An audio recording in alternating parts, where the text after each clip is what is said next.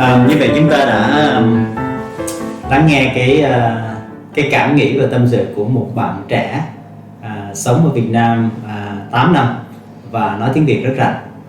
Thì bây giờ chúng ta hãy cùng lắng nghe cái cảm nghĩ và cảm nhận của hai cái người nước ngoài ở Việt Nam, và một người thì có gia đình và một bạn cũng là lớn hơn bạn Jake vừa rồi, đó là Aiden.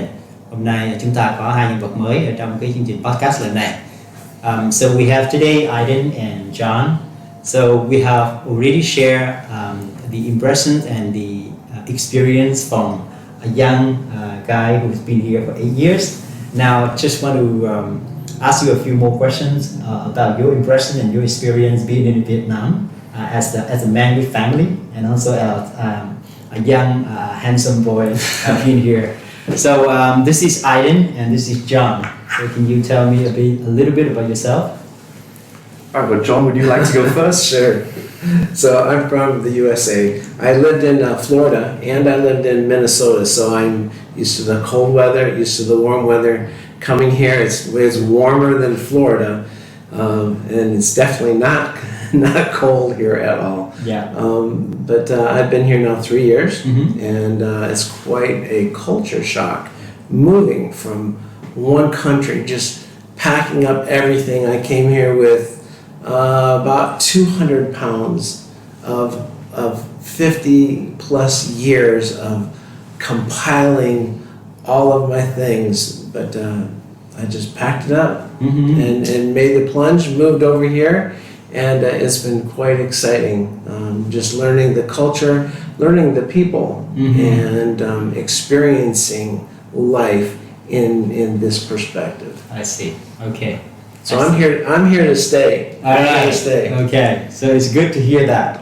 So share with us about your experience during the Tết festival, the Tết times in Vietnam with your family. I know that you have a family here, right? Yes, I do. So I have a huge family in America, but I came here right after Christmas and New Year's from America. Then I got everything packed up. I got here the beginning of February, the year of the rat, and I was in a real culture shock because I wasn't expecting a holiday. I wasn't expecting two more weeks of holiday time. We don't even call it holiday. We call it a vacation. But here it is. We've got our holiday, and I got here, and the crowds in Ho Chi Minh City were the biggest I'd ever seen in my lifetime. Yeah. And one of the first people I met when I came here, they asked me for some money, and it's okay. It's okay. I can give you a little bit of money. He said, no, that's not enough. He goes, so I'm like, how much am I supposed to give him? And now everyone's asking me for money. I'm like, wait a minute, what's going on? And so then I learned about the lucky money tradition, and I'm like, this isn't very lucky for me. I don't feel like this is a very lucky time for me to come here and starting to give away some money. But people accepted me really quick, and I was very happy. My Vietnamese is still pretty low. I learned how to say "chop mong no moi." All right. Pretty quick. Yeah. And experiencing the Tet holiday a few years ago was very different than it is now. So the traffic and the people and the crowds and the food. I can't eat very much food, but I certainly can't eat a lot of food with chopsticks. I'm still, please give me a fork. I can't eat this Vietnamese food with chopsticks, and just learning what can I eat? Where's the McDonald's? Where's the Pizza Hut? Just trying to find out food that was going to agree with me when I first got here. But Ho Chi Minh City was a great place to experience my first Tet holiday. Awesome. So now I've learned a little more about the traditions, a little more about the customs, what not to do. how much money I should be giving away, how to hide. I see. Như vậy là các bạn đã lắng nghe cái sự chia sẻ khá là thú vị của anh thầy John với cái trải nghiệm lần đầu tiên ăn cái Tết ở Việt Nam khi lần đầu tiên thầy John đến thành phố Hồ Chí Minh, và ngay trong cái dịp Tết, và được rất là nhiều các bạn trẻ xung quanh hỏi xem có tiền lì xì không, thì thầy John không có cái trải nghiệm này, cho nên thầy John cảm thấy rất là bất ngờ và cảm thấy rất là sốc vì người ta tự nhiên hỏi xin tiền của mình. Nhưng mà sau đó khi thầy hiểu về cái văn hóa của Việt Nam thì thầy cảm thấy cái này là một cái điều rất là thú vị. Now we turn to Aiden. So we have heard about a very interesting experience from John. Now let's turn to Aiden. Being a young man, handsome man in Vietnam for 3 years, right? Can you tell us about a little bit about yourself and your experience in Vietnam? Okay, well, my name's Aiden. I'm 22 years old. And like you've said, I've been in Vietnam for just over 3 years now, almost close to 4. And I've really enjoyed it. I've had a variety of different experiences through each of the TED holidays I've been through. My first TED holiday, like Mr. John, I was a bit oblivious to how big of a holiday it really was. So my first TED holiday, I was alone. I came with my uncle and some friends, but we didn't really know about it. So on TED holiday, we went out, everything was closed. Just nothing was open, everything was shut down, it was quiet. But over the years, as I've had friends and I've had TED holidays with them, with my girlfriend, I've learned a lot about TEDs and I really enjoy it now. Like Mr. John said with the lucky money, I was also a bit surprised when I got there the first time. Like, open your wallet. You need to bring out some lucky money. But I really enjoy it and the customs are really nice. The traditional clothes, everything you have. I think it's a lot better than some of the traditions we have in South Africa. In South Africa, we don't celebrate New Year. We don't have a holiday. We have 0 days off. It's a normal work day for the New Year. So coming to Vietnam and experience such a big holiday, I've really enjoyed it and it's been eye-opening for me. All right. Now I have a special question for both of you. How do you feel about the Vietnamese food in Tết? What is your experience? I have to be so careful. I just have to be so careful. If I ate something last week and I didn't know what it was, and I guessed and I was right. I knew it was blood. I see. I have to be careful. I don't know.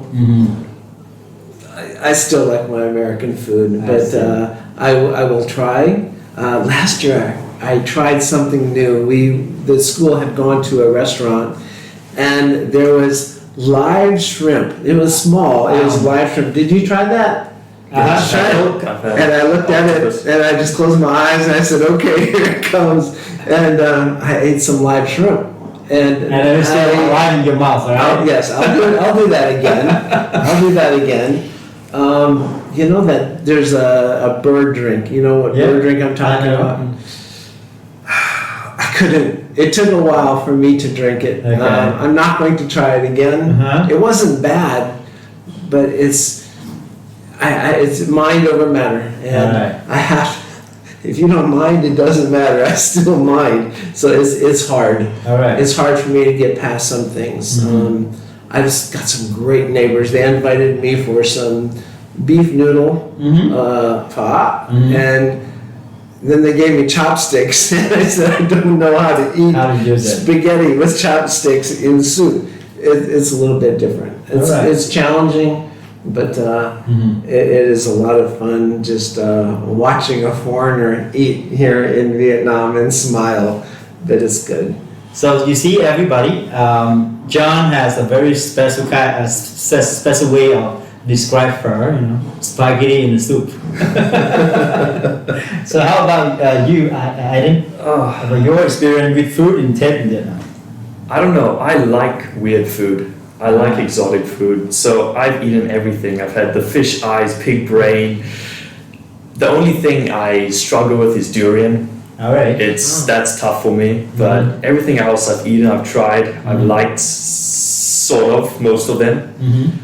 But the one Tet food you're talking about that I do like, I'm not sure what the Vietnamese name is, but it's rice and has meat inside, it's wrapped with seaweed. Long, right? Yeah, it's Okay. Bánh tét. long. Okay. Alright, can you try to pronounce that? Again? Bánh tét. Bun Tet. Yes. Okay, so right. yeah, I've had that and I enjoyed that, and I eat that every Tet with my friends. Okay. But besides that, that's the only real Tet food that I eat that's special. Okay. Everything else is sort of my normal day-to-day food because I eat pho, like Mr. John mentioned, every day, so that's just normal daily food for me. Right. So the new year is coming. So this new year is about the year of the tiger, right? So what is your New Year's resolution? Your personal New Year resolution for you in this coming New Year? Oh, that's a tough one. I think I'll let you go I don't first. know. I need time to Just think. make it up. This year, I came to Vietnam for a purpose. Yeah.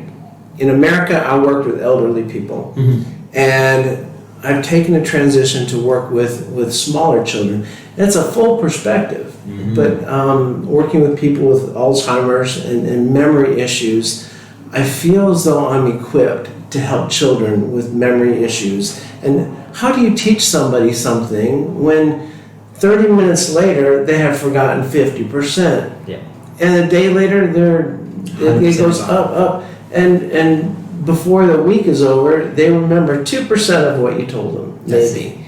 And so my resolution for this year, and it's my goal, is I've written down some things. How do you remember things? How do you make this important? How do you make it personal? And so with me, it started with just looking at this word memory. And I thought, memorizing. How do you memorize a memory? I've got good memories I can't forget from when I was 3 and 4 years old. How can you remember that far back? And I'm not a young guy anymore. Yeah. So this is my goal, is to help children create a memory, not just memorize something. And so that's my focus. That's my goal for this year. I see. Awesome. This is very interesting. Okay. Top that. I did it. Oh wow. Okay.